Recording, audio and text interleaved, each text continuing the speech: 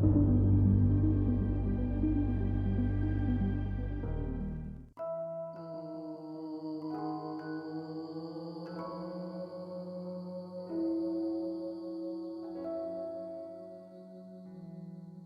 श्री स्वामी समर्थ। जय श्री गुरुवे नमः। स्वामी नरसोबा वाड़ी से गाणगापुर आए। अमरजा संगम पर रोज स्नान कर ध्यान, जप, संध्या, मंत्र करते थे। पश्चात मंदिर में आकर दर्शन लेते। गांव में तपते धूप में भिक्षा मांगकर जो भिक्षान्न मिलता वो आनंद से खाते, फिर विश्राम कर धर्म ग्रंथ पढ़ते। एक दिन दोपहर एक गरीब ब्राह्मण के घर के आंगन में भिक्षा मांगने आए।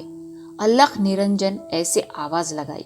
ब्राह्मण पत्नी ने स्वामी को नम्र प्रणाम किया और स्वामी को घर के अंदर लाकर आसन प्रदान किया और कहा, मेरे पति बाहर भिक्षा ही मांगने गए हैं, वो आते ही आपको वो भिक्षा दे देती हूँ, तब तक निश्चिंत होकर अपना ही घर समझकर विश्राम कीजिए। स्वामी ने उसे कहा, तेरे घर के पीछे जो भैंस तूने बांधी है उसका दूध भिक्षा समझकर दिया तो भी स्वीकारा जाएगा। ब्राह्मण पत्नी ने कहा, स्वामी वो भैंस दूध नहीं देती, वो बांझ है। अब तक हमने उसे बैल समझकर ही पाला है।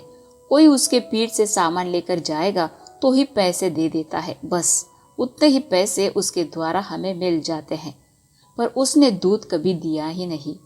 उसकी पूरी बात सुनते ही स्वामी ने भैंस को कृपा दृष्टि से देखा और कहा, मुझे तेरी बात पर विश्वास नहीं है, एक बर्तन ला। और आश्चर्य हुआ, भैंस दूध देने लगी। पूरा बर्तन दूध से भर गया। ये सब देखकर उस ब्राह्मण पत्नी को आश्चर्य हुआ। निकाला हुआ पूरा दूध गर्म करने अंदर चली गई और पूरा का पूरा दूध स्वामी को दे दिया। स्वामी ने भी आनंद से वो दूध लिया और प्रस्थान करते समय कहा, तुझे सद्गुणी पुत्र होंगे जो विद्वान होंगे। इस घर में सदैव लक्ष्मी का वास होगा।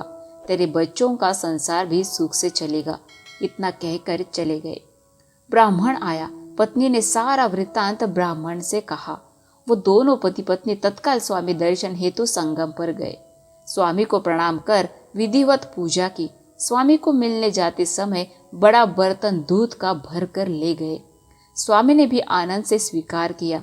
फिर पति पत्नी घर लौट आए। रोज की तरह नमक और भाखरी खाई। स्वामी के आशीर्वाद से भैंस भी भर भर कर दूध देने लगी। बांझ भैंस दूध देने लगी, ये बात गांव में फैल गई। गांव के लोगों को भी स्वामी की कृपा का आश्चर्य होता था। भैंस को देखने लोग आने लगे। भैंस भी रोज 2 समय भरपूर दूध देने लगी। स्वामी का आशीर्वाद समझकर वो ब्राह्मण पति पत्नी जरूरत के लिए दूध निकाल कर बचा हुआ गांव में बेच देते थे। अब रोज यही होने लगा। पैसे भी मिलने लगे। उनका दारिद्र्य चला गया। सुख के दिन आने लगे।